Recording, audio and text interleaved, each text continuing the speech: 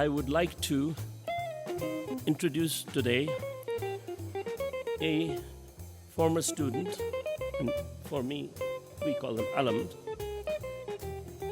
Mr. Koome Martin Gikunda from Kenya, who was a former student here and who has had an interesting journey.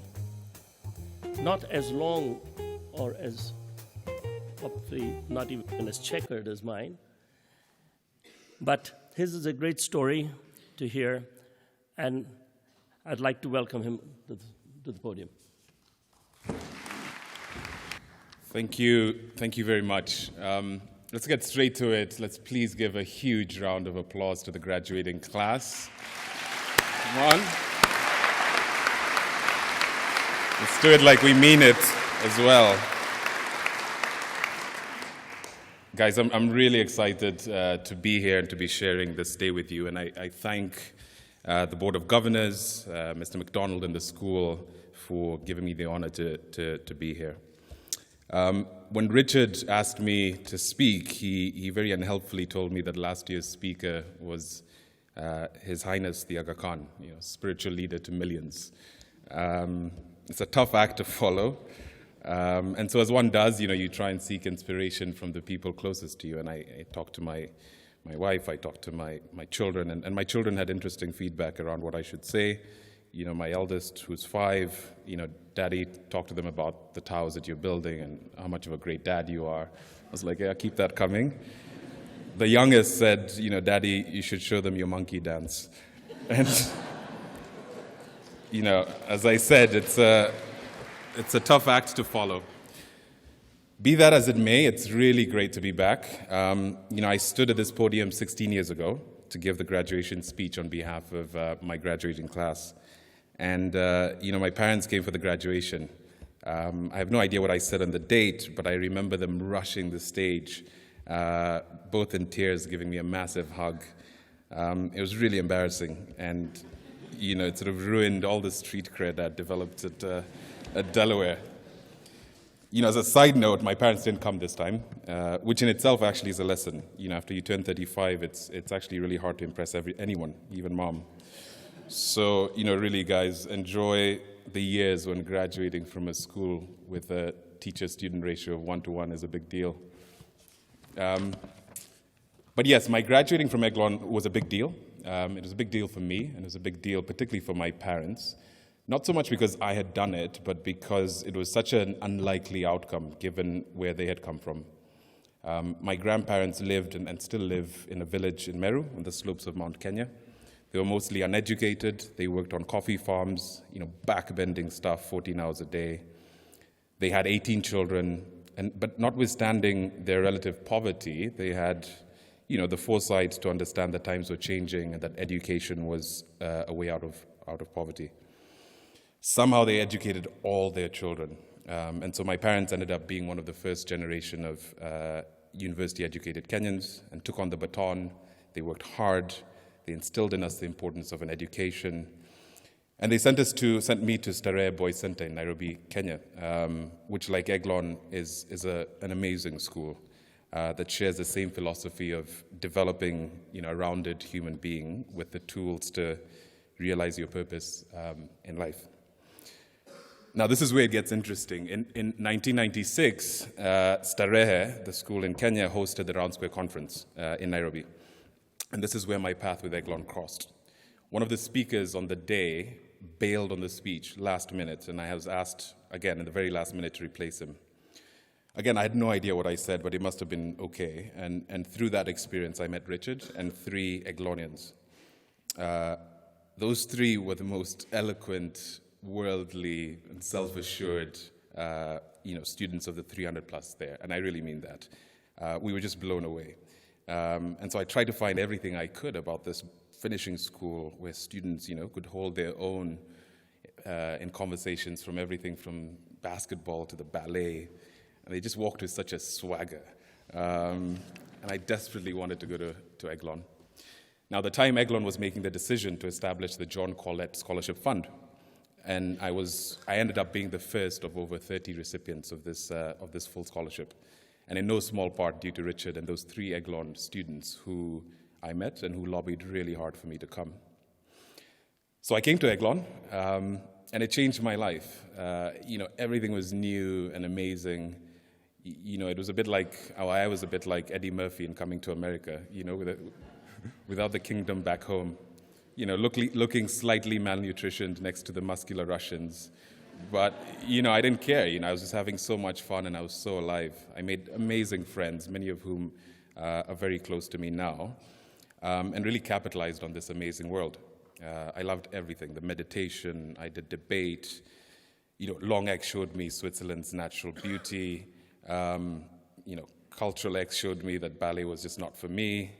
I joined the basketball team, I learned to ski, and I was just alive. And it wasn't all finishing school, though. I learned to swear in 8 languages, which is surprisingly helpful in business. I got into my first fight, I got into some trouble, as we all do, but, I graduated. And importantly, Eglon opened some really major doors for me in my life.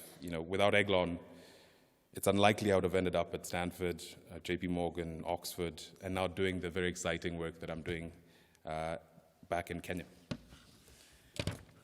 But the reality is, I'm not here because of my accomplishments, as proud as I am of them, but I'm really more of a reminder of a couple of things. One is, really the role luck or divine intervention, or whatever you want to put it, plays in our life. And then 2, how important people's help is along your journeys. So our stories may be different, our backgrounds may be different, but if you look back at your own life, interrogate your parents and your grandparents, I really suspect you'll find that along their journey, there was luck and there was someone somewhere who gave them a helping hand and who believed in them and who helped take them to the next level. Eglon did this for me, and I'm eternally grateful. And so, like you, I have a responsibility and an obligation as we go along life to improve other people's journeys. And what I would say is the how, is up to you, but the now is the when is now. And to paraphrase Anne Frank in one of the most beautiful observations in the world, isn't it remarkable that you don't have to wait a single minute to improve other people's journeys? So, like you, graduating class, I'm commencing a new chapter in my life, the second act. And like you, I'll face many choices, many forks in the road. And one lesson I'd like to share with you over the last 18 years as you graduate is, don't confuse the route with the journey. If it's a regret, and I don't have many regrets, but if there's a regret I had over the last 18 years is that I spent too much time stressing about the route, whether my next move was the right one, whether it was consistent with this naive master plan that I'd sort of created for myself. And there's a couple of episodes that sort of have taught me this, and I'm certain you will have your own version over the next 10 years. So if you'd indulge me, I'll just give you the examples. So after Stanford, I got a job investment banking with JP Morgan in New York. And those were the frothy days of investment banking before the crisis. Finally I wasn't broke. Finally I could meet up with my Eglon friends and order something more than the bread and water. I was working hard, I was working late nights, creating some really esoteric financial instruments, asset-backed securities. And it was the job to have. But after a couple of years, something didn't really sit right, and I couldn't put my finger on what it was. I'd go back, visit my granddad in Kenya, and just be astounded at how he seemed so fulfilled. As a leader in his community, he was helping build churches, schools, and clinics. It's not what I wanted to do, but it was interesting to see how he had found his sweet spot in life and was really just going for it. Spending time with him exacerbated my growing doubts that what I was doing was really of no meaning to me and where I had come from. So I resigned from JP Morgan. I left behind a big bonus, but I was proud of myself. Now, I knew I wanted to refocus my life and my career on Africa, but I didn't know how. So, I pulled the ultimate get-out-of-jail-free card, went to graduate school, applied to graduate school. Now, I desperately wanted to go to Harvard Business School, just like I wanted to go to Eglon. I felt it was destined, but I didn't get in. I was crushed. My experience to date had been, if you work hard, if you apply yourself on something and you go for it, you'll get it. Well, I did all those things, but I didn't get it. And so for months, I felt like I'd let the team down. And I'd really forgotten the role that luck plays in these things. So I went to Oxford instead. And I know it's absurd that I positioned that as a bad thing, and I was really dumb to do that. And it turns out that Oxford was great. You know, it's there that I met my wife and the mother of my 3 kids. And it was through Oxford that I met people who introduced me to the world of private equity in Africa, work that I'm currently in and find extremely fulfilling. So I spend my professional life now investing in businesses and projects across Africa, backing some incredible entrepreneurs and ideas. It's not charity. We make a healthy profit for the risks that we take. But, you know, the impact of what we do it's immediate, it's positive, and it's appreciated. It's the ultimate win-win. And so I'm fortunate also to be in the middle of the action at a special time in Africa's history. You know, there's a quiet renaissance ongoing. Tens of millions of people a year being lifted out of poverty. Consistently, the top 10 growing economies in the world are in Africa over the last 10 years. You know, there's a can-do attitude and an energy that's really compelling. But anyway, the point is, it kind of worked out the way it was supposed to. So let me be clear, it's not about luck. You will make your own luck. Work hard, be ambitious, but don't waste your time, as I did, stressing out about outcomes that are outside of your control. You know, the school you go to, the courses you take, the city you live in, the amount of money you make, whether you meet your parents' expectations, you know, all those things are important to a point, but only to a point. The schools, the money, the fame, I think those are just the kit that we all have or don't have as we go across this journey of life. You know, some people have nice kit, some people have less nice kit, but we all have to make that journey. And in my sense, the journey is really about discovering yourself and your purpose. Now, you'll have your own authentic way to figure this out. But for me, and I'll admit this is recent, it's all been about listening to and finding ways to amplify that voice inside of you that guides you and keeps it real. Equally, it's about avoiding the things that silence that voice. My experience has been keep close to this voice and work hard at stuff that you're passionate about, and the rest will work out the way it's supposed to. And actually, this is what Eglon's taught me the most, and this is what I'm most thankful for the school for. You know, over the last 18 years, I think I've been happiest and I've made the best decisions when I've been balanced, when I've been spiritual, when I've been working out, when I've been spending quality time with close friends and family, when I've been in nature, when I've been learning, when I've been working on something that I felt was meaningful, and importantly, when I was helping someone along their journey. Those things for me have made my voice clearer and louder. And when I look back at Eglon, that's actually the entire point. It's armed us with the tools that make that voice clearer and louder. Now, some of the tools may not work for you. You may park the entire toolbox in the shed for a few years, and that's fine. But invariably, we all come back to the toolbox. We dust off the meditations. We dust off the hiking boots. We dust off the community service. We dust off the monkey dance. But we come back to the toolbox.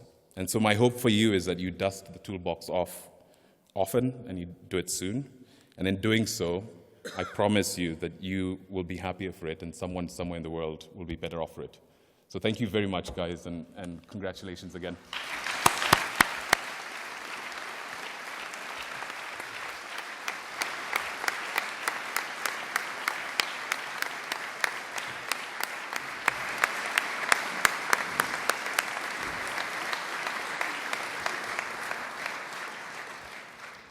Thank you very much, Koome. It's quite emotional for me seeing you back in the school after this period of time. Exciting also to think that somebody who can give us such a vibrant message still has so many years of service and life and energy to give and to shape the world ahead of us.